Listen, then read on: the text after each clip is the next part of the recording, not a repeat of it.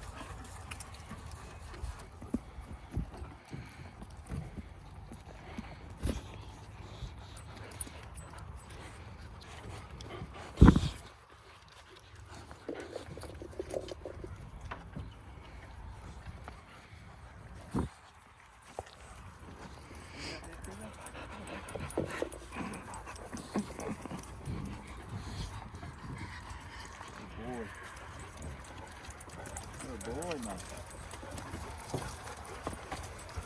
Good boy, Dad.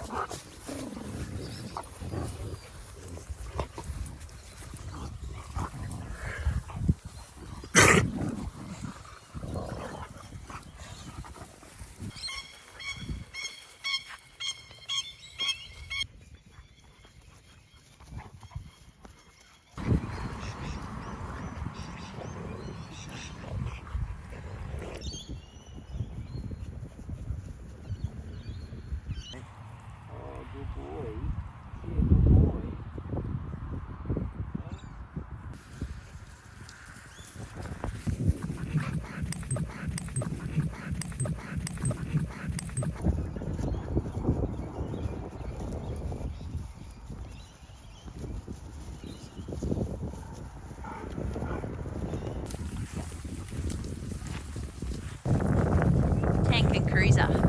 Like what are you gonna be focusing on in terms of cruiser specifically and also tank specifically? Or is it just time? Well, time's one thing, but if we just left it with time before now and just let it run out, it would have ended up in a really toxic scenario. As soon as where it was going very quickly, as soon as Cruiser decided, well, I'm just going to beat you up now because I'm faster and you're slow and I think you're stupid, it would have got really, really bad, and then he would have transferred that energy to another dog, and then he would have started to really be a massive problem in the pack.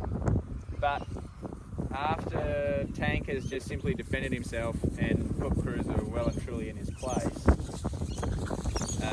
now it's time for me to no longer give him as much freedom because we were feeling sympathy for him being a wild dingo.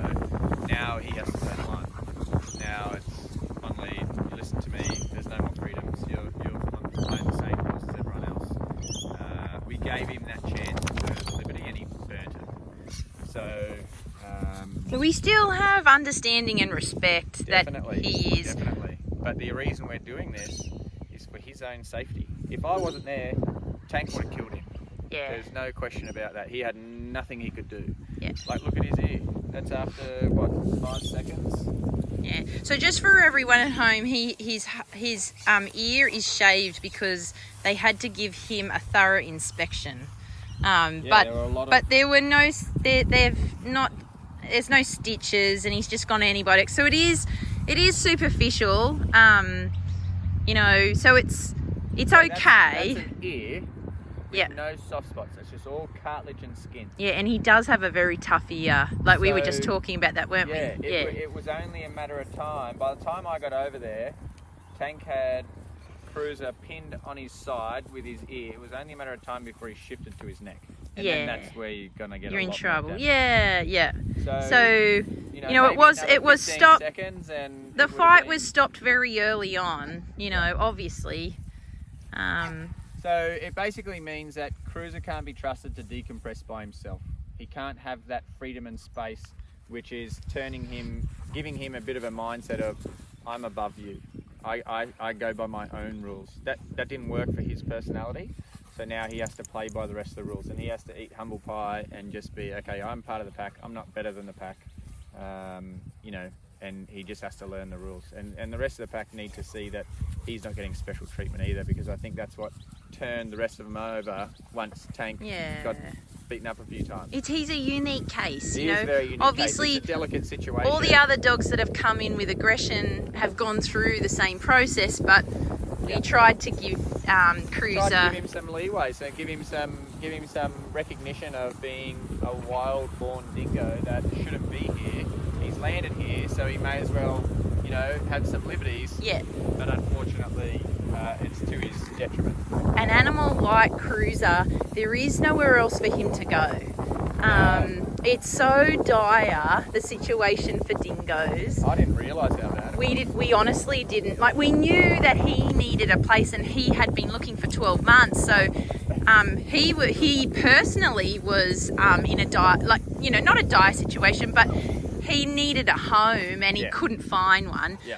But since then, because we've been contacted by several people to help rehome other dingoes, we've been ringing around and talking to other dingo rescues, and they're all over capacity. Some of them, and you're not allowed to take dingoes across state lines. Yeah, can't do that. It's illegal. But also, some of them, this is so sad. Some situations, they're so over capacity that they're coming under investigation because of the conditions that the dingoes are living in. And people are very concerned, that they may have to be put to sleep because there's just nowhere for them to go. But not only that, these poor people are just saying yes to every dingo that comes along. And because there's nowhere for them to go. Yeah, and then now, because they have taken on as much as they humanly possibly could, they're now trying to take them out of the industry and charge them on the fact that they're saying that it's not good enough conditions. So all those dingoes are going to get destroyed. Oh, yeah, it's just, we don't know enough about it to comment, but we just know that the situation it's a crappy situation. It's really tough for dingoes. Yeah. So Cruiser doesn't have, we want him here. We love him. This is his home forever, isn't it? And it is. And so when we talk about it, it's just that we were going down that path, and we really tried. We've really given it everything we could to go down that path, and but now we just have to, go back to formal training again. Don't we? It's exactly right. I was doing enough with him, basics-wise, just to get him familiar with me and to learn to trust me. But I wasn't doing anything difficult. I wasn't doing anything that was going to push him past a couple of little exercises here and there. But now I'm challenging it. Now I'm saying, you've been here for almost 2 months. It's time, we start moving forward. Because otherwise he's just going to be isolated for too long. Because he can't even be here now with the rest of the pack off lead while I'm here. Yes. So at this point, the only time he gets socialisation is on lead with me. Otherwise, or in a very controlled environment. He is having some time. He is having time inside. Inside isn't socialisation. Inside is just being inside with the other dogs. Right. Okay. Sorry. That's yeah. Like, these guys are all playing. They're learning. There's none of that inside. Yeah. Exactly. It's very calm environment. Right. It's a very controlled, calm environment. Everyone goes to sleep. Yeah. Everyone gets some leftover snacks. That's it. There's no playing. There's no roughhousing. Yes. That he is a wild-born dingo, but otherwise he's doing really well. He's living with 20 dogs, 2 cats, 3 children. He has a problem with 1 dog at the moment. So just for everyone at home and the kids, he does. We just haven't tackled that yet, have we? That was something that... we're just managing that. Yeah. So he definitely can't be trusted with the children. But I guess what I'm trying to say is... what are you trying to say, Sam? Well, Let's look at the bright side. He's alive. Yeah. Well, no, I just meant it as in, he's doing really well. Even though we're having this hiccup, it's more for us, isn't it? In terms of, right, this is what we have to do. Do you know what I mean? Well, our hopeful game plan, original game plan that we thought would be a beautiful game plan for him is no longer the game plan. Yeah, goodness. It has been a little bit stressful the last couple of weeks because all of this has kind of come to a bit of a head in amongst everything else. Like, you know, hearing about Cutie Pie, that's been really hard. Like, for me personally, it has been. So, you know, and little cute. But in terms of Cruiser and Tank, look at him. I mean, he's such a beautiful boy. We do love him so much, and you know, of course, we hoped for the easier option. Well, it wasn't easier. We prayed and crossed our fingers better for him that, you know, it would work out that way, but it hasn't. Yeah. And that's okay. You know, we did, and we did give it a very good go of trying to continue to manage it. Yeah. But that's fine. It just means that, you know, now we can go down this other path, knowing that we gave it a go and it didn't work, so we have to go down this path. Yeah. You know? It's always going to take time with this guy. Like, you're dealing with a whole heap of different factors compared to a normal domestic dog. So, you know, it's just one of those things. But we've got no time limit on it, and so we can really, we don't have to rush him or pressure him. You know, we can, it's not like, I don't know, you know, we're it's fine. It can take as long as it takes. Because it's going to take longer than usual given the nature of Cruiser. You know, that's just how it is. Hey, mate. But I have noticed he does have a slightly different language to the domestic dogs than, you know, that is probably, you know, there's a bit of lost in translation confusion there. Yeah. And it's really evident to me the way that I deal with Cruiser, because the way that I deal with him as far as coming up and saying hello and, you know, just the general interactions, they are different to the way that I would do it with a domestic dog. And I think that's potentially where Cruiser needs to learn this language, because everyone's speaking the same language except for Cruiser, and some of Cruiser's behaviours are, you know, back to front. What he actually means is this, but he's doing this. Yeah. You know? Yeah. And so can you give an example? Yeah, I'll give you an example. So one of the key ones that I'll point out, and this was one of the very first ones that threw me with Cruiser, because I thought his intention was very different. But whenever he is showing submission and not wanting to, you know, be involved in whatever's going on, he shows teeth and he shows, you know, aggression. But it's not aggression unless, you know, he's pushed further past that point. Yeah. Whereas most dogs will show avoidance or they'll show submission. You know, they won't show aggression unless they are being aggressive. So he's showing that kind of behaviour in the wrong place. Yes. Where, you know, he's done it to me a few times where I've just, you know, casually, not even really looking at him, just like, yep, come through the gate, mate, and give him a wave, and he'll teeth up at my hand, and I'll be like, you just try to bite me? Like, what's, like, I was throwing him back a little bit, and all it is him saying, I've worked it out now, like, re-evaluating situations happened a couple of times, and he's like, oh no, I got you know, Dylan in there, which he's not fond of, and so he doesn't want to come through the gate. But his way of communicating that is very different to the way a normal dog would. Yeah. And so whenever I've noticed it too, because now that we know him, we can see that it's not going to escalate until he feels he's in danger. He's not going to escalate unless he feels pressed.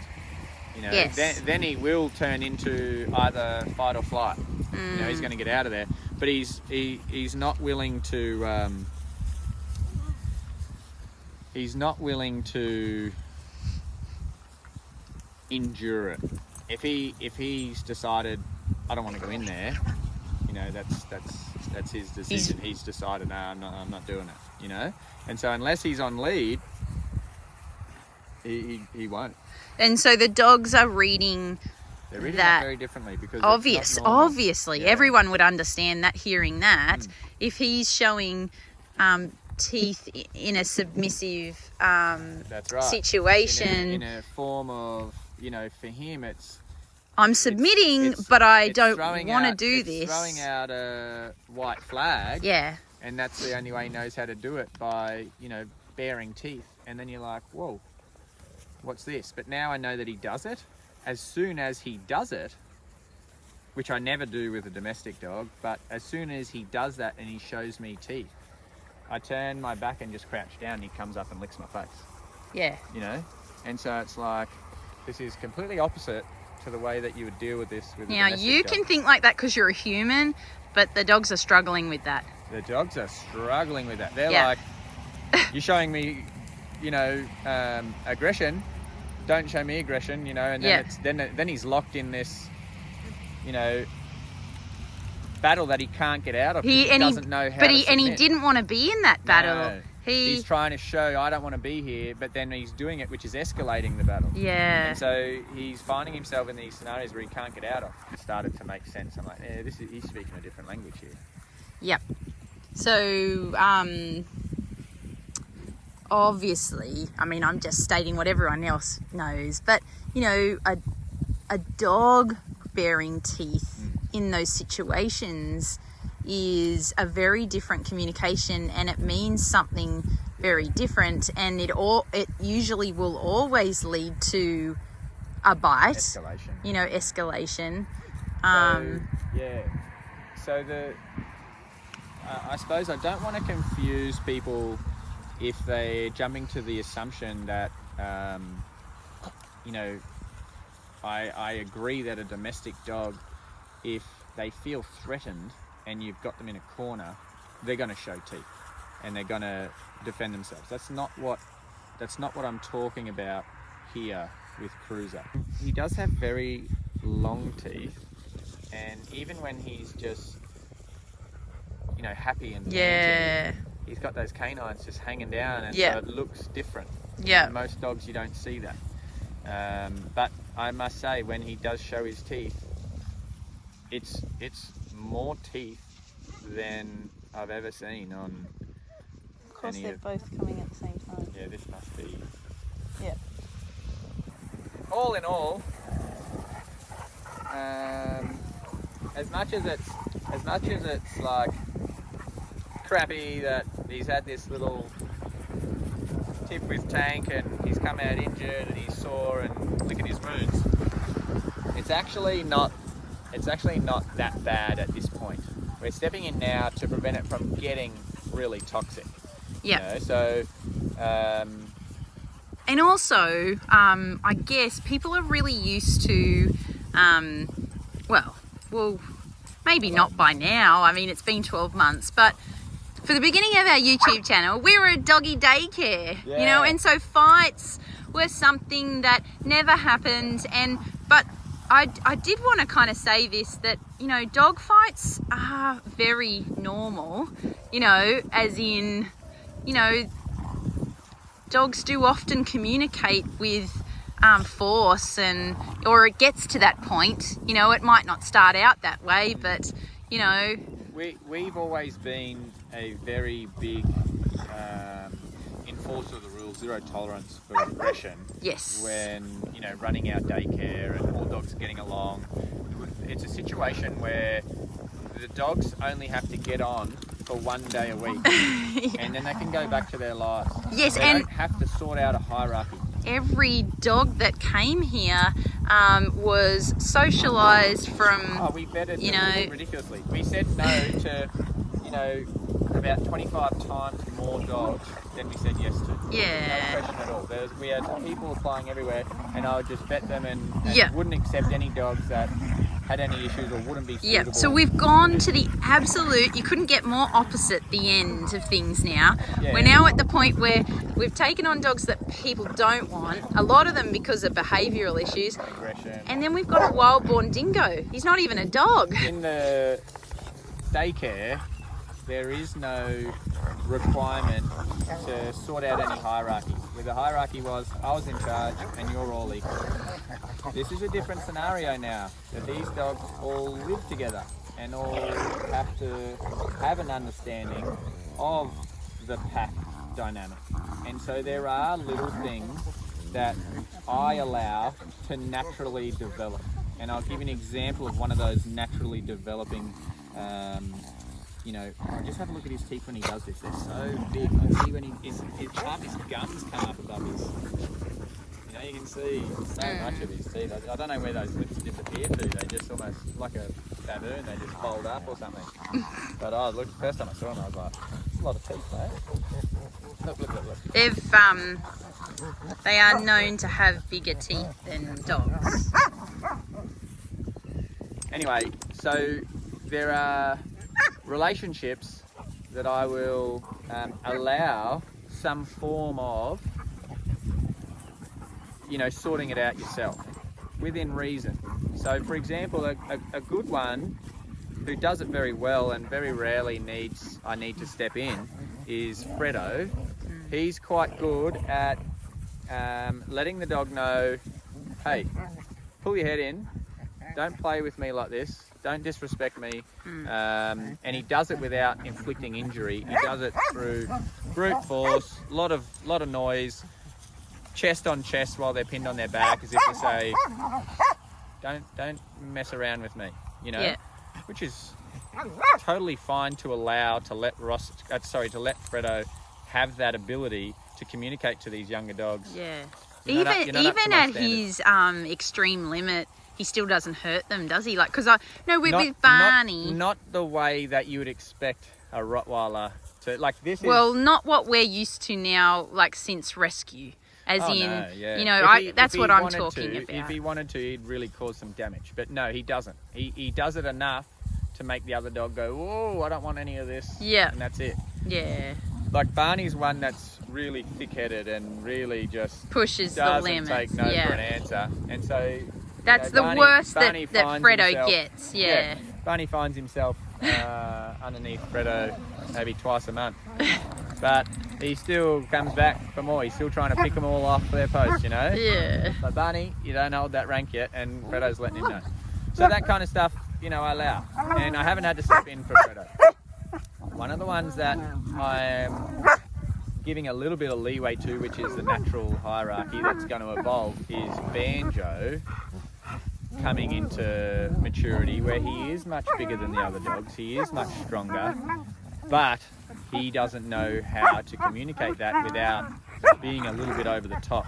Yeah. So with Banjo, it's a bit different. Banjo, I let him have a little bit of a staunch. I let him have a chest bump, but then as soon as it develops any further than that, that's when I have to step in, because Banjo will, fight quite hard, and he doesn't know his own strength, and he doesn't know that he's actually going to do a lot of damage to the other dogs. So I allow him to have a limit, and then Gus, stay out of it. Good boy, mate. I allow him to have a form of communication to let the other dogs know that he can show a bit of strength. But then I don't allow him to push anything past that, because he does go a little bit over the top. So that's something that I have to watch as he matures, to help develop that ability to communicate effectively. Like Fredo. Because he's missing a few steps in between you're disrespecting me to I'm going to this level. There's a few steps in between that he's missing. He's jumping straight to a higher step. And that is happening across majority of the relationships in the pack. You know, there is that freedom to communicate and to stand your own ground and to, you know, manage perceptions between the relationships. But it's all within reason. If it's not fair, I'm going to step in. If it's you know, excessive, I'm going to step in. If it's unwarranted, I'm going to step in. And if it's dangerous, of course I'm going to step in. But if it's dangerous, it's definitely all of the three prior. Yeah. But you know, this is something that we are only doing now because of the fact that these dogs all need to have structure and hierarchy within the pack. Like, here we go, have a look at this Roscoe now. So that's Roscoe telling Tank, you know, that wasn't cool. So Roscoe was lying down mouthing Maggie at your feet under the camera, and Tank tried to come in and play, and no one was playing with him, and then so he tried to grab Roscoe's ear, and Roscoe just got up straight away. And this is clear communication that you don't get to do this to me. And you know, now look at the behaviour that Tank's showing. Sorry mate, sorry, didn't mean to. Do you still love me? You know, so this is all natural behaviour that you allow. And even though this is it could be interpreted as aggression, I'm not seeing anything physical here. This is all communication. This is all very controlled by Roscoe. It's received accurately from Tank. This is a lesson that, you know, what I'm talking about. I'm allowing them to have some kind of freedom to naturally find their position and to communicate. Like Chili's doing it again here, but Chili's a bit of a boss bitch.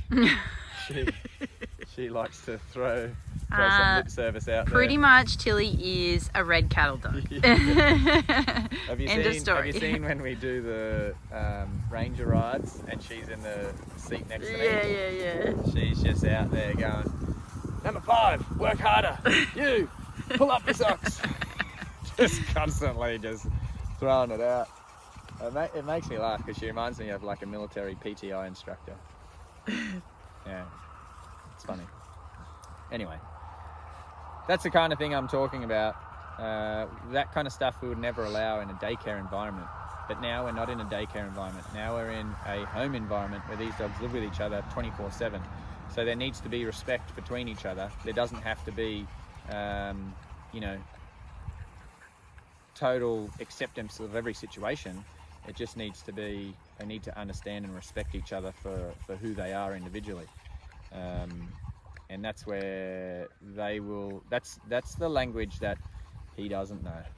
He doesn't know anything about that. And also the dogs, like the way that Tank accepted that communication from Roscoe, he doesn't show the submission. He sits there and is like, "Oh, I don't like this treatment," and will show full teeth, which will then, that other dog telling him the lesson is taking that as a challenge, and that's where it's going to escalate. And so he doesn't know how to accept that communication. He doesn't know how to deal with that, and so that's what he has to learn. Because I can tell you right now, he doesn't want any more from Tank. Like he everything that I've seen the last couple of days, he wants to avoid Tank. He's showing no more signs of aggression towards Tank. You know, Tank a couple of times has gone up to the fence to look at Cruiser, and Cruiser's sitting there full hackles up, and then a Tank comes up to the fence and Cruiser's like, "I'm backing away," but he's backing away full teeth and full hackles, which again is his language, not a challenge. That's his language of "I'm submitting," you know. Yeah. Which is something that everyone here is going to have to learn. Yeah, the new kid's a little bit different. Yeah. You know, he's not talking the same language. Cruisers needs to understand that this is the way things are done here at the farm. So, just mixing a little bit of wild and domestic, and trying to get the communication lines open and free. But all in all, we're in a really good place. Like it's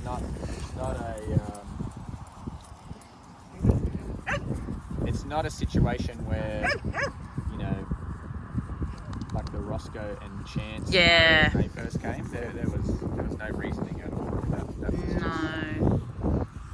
That was just, blind aggression. That was incredibly stressful and depressive, wasn't it? Like that was a difficult time, and this is very different. Now look at him, the big tiger. Hey? Now look at the big tiger. It's a big softie.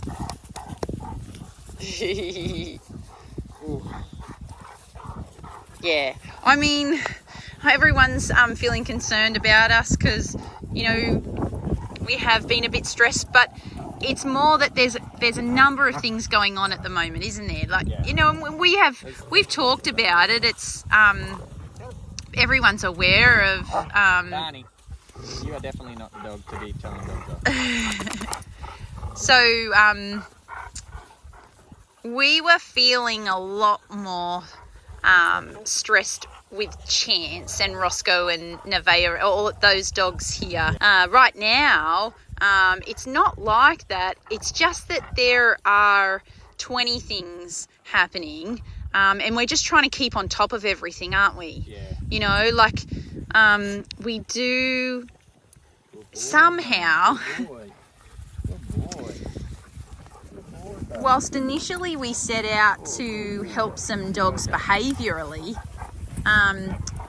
somehow we've ended up with a number of dogs with like medical needs or conditions. Some of them we've taken on knowingly, and others we haven't, you know. But somehow there's a lot of them that have ended up here. And so what it means is that we really have to stay on top of their health, like status, don't we? Yeah. You know, and we're very much people that think about the future. And so we're trying to put in place a lot of stuff just to help us, as in our 2- and 4-legged family as a whole, for when, you know, things aren't as great for the individual dogs. Like we're trying to do a lot of prevention, but there's going to be a lot of care required for a lot of our dogs. Yes, and so older. we need to prepare for that. Yeah. That's what we're trying to say, aren't we? So yeah, but this is what I was saying. I just want to touch back on this other point. We touched on it, and I feel empathetic towards it, and it was about the Dingo rescue place who, in my opinion, is just a guy that wants to help as many dingoes as he can. But he's taken people aren't going to know what we're talking about. Taken on too many out of love, but he's ended up in a place where he can't, or they can't financially support it. They can't house them correctly. They can't, you know, and so it's done. He's got there from a place of love, but he's ended up on the firing line, and unfortunately all the dingoes are going to be. Oh well, we don't know. Yeah. But what I'm saying is, and why this is relevant to us is, I could see how easy it would be for us to accidentally end up in the same situation by saying yes to more dogs, by saying yes, we can help, and at this point we probably can help.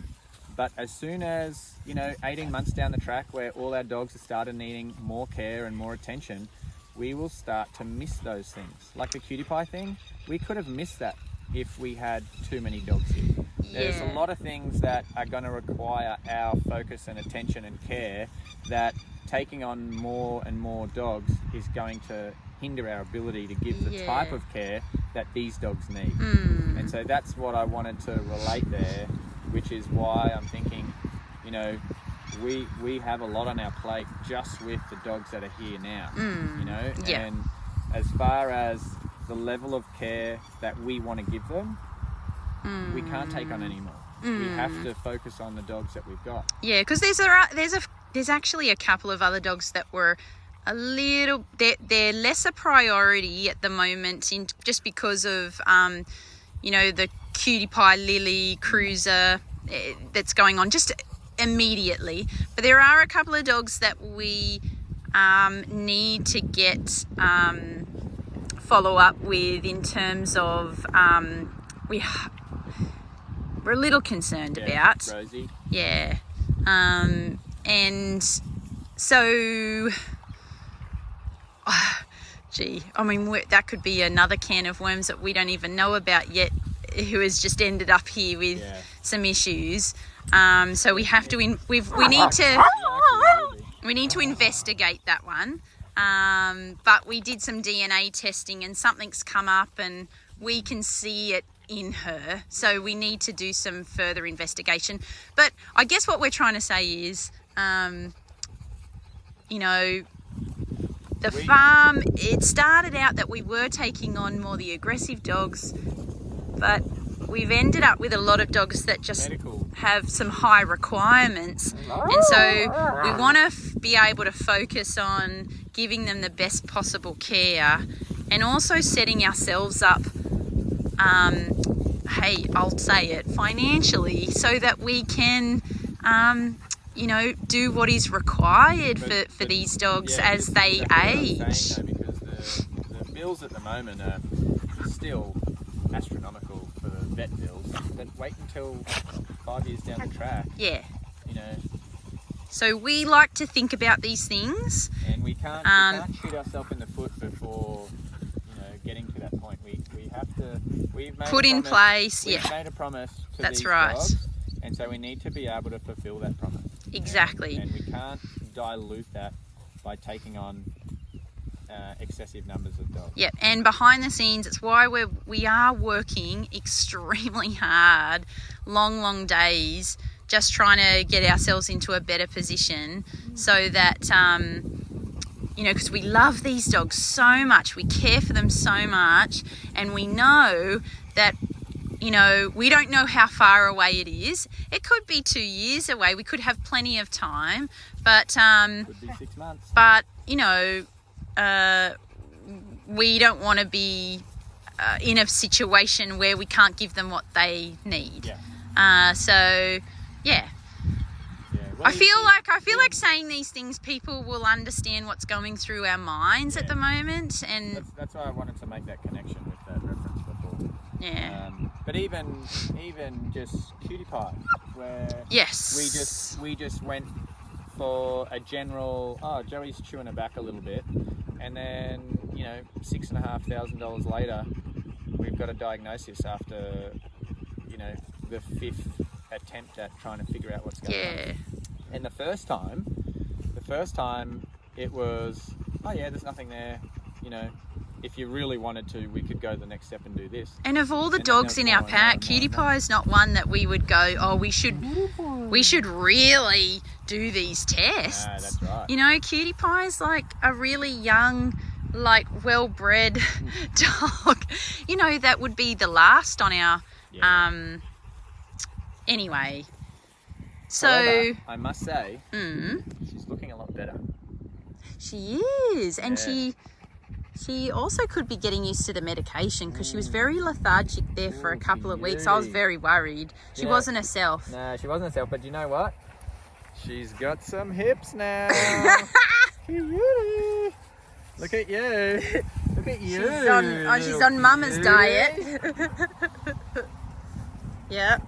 You're looking good. She's starving. Like, yeah. like literally, she is. She'll tell you that she hasn't eaten 2 minutes after finishing dinner. But she's looking good. She is. Chest is bigger than the hips. And her even her results, like on that last test, were fantastic. Yeah. Obviously they're not at a healthy level, but they're much healthier. Oh goodness. They were at 3,500 and they're now down to 300. Yeah. And healthy's down around 80. So they're well and truly on their way back. Yeah. Which is great. Yeah. Anyway, we should wrap this up and Yeah. Well, it's good to be back, guys. There was a bit of an update, but you know, we're still ticking along here. Still got plenty of work ahead of us, and just trying to just trying to make it all work. And, but yeah, we're trying to set ourselves up. This is like this is what this stage is about, isn't it? You know, for what we feel is to come, so that we're in a good position, all of us. You know, I don't know how many there is now, 20 something of us. How do you keep track? Yeah. I know all their names, but couldn't tell you how many we got. No, the number, I always get confused. Anyway. So thanks for sticking with us, everybody. You know. Yeah, thank you very much. And to all those that have been concerned, and been so many, all the people that have sent us emails and messages and care packages and even donations, and they weren't even sure what was happening, but they were worried, and you know, like, it's just, it is very nice. It's nice to know that there are people out there on the other side of the world that do really care about us and the dogs here. Yeah. You know? Yeah, and it does make us feel like we have more recently, I guess, with the cutie pie thing, felt like, gee, it can feel a little overwhelming, and we should start to really put ourselves into a better position. Just, we know a lot of existing conditions that are going to... Yeah, we already know that there are many dogs that we have that it's and so it not a ticking time bomb, but it's only a matter of time before they present. Yeah. You know they've been diagnosed, and it's going to affect them in... And so, you know, there's been some days where we've just felt like a bit overwhelmed. But I guess people reaching out, it really does make us feel like we're not alone. Yeah. You know, that people are thinking about the dogs and us, and it's not just us in this. And because, to be honest, I kind of lost track of time a little bit there, and then I saw an email come through saying, hey, haven't seen a video for a week, and I was like, oh, it's been a week? We haven't put a video out? You know, like I was like, gee, it's been that long already. Just because we're so, you know, determined to just make it right. Yeah, I mean, we got the time to make it right now because, I mean, prior to this we didn't with... you know, the other dogs being trained. But now we can focus on just getting everything sorted. Yeah. But anyway, so I think even just after those couple of weeks, we're feeling more positive, aren't we? You know? Very much so, yeah. Yeah. Definitely a lot more positive after seeing Cruz's response post the latest incident. Yes. Because the first couple of times,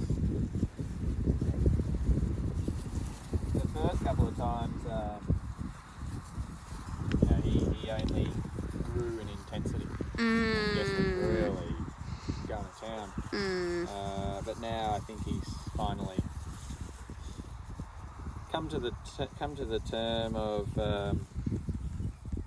I shouldn't behave like this, especially not with him anyway. Yeah. Yeah. Well, in Cruz's mind, Tank's a very low-ranking member. So if a low-ranking member can put him in his place, then hopefully he's got a bit of more respect for the rest of them as well.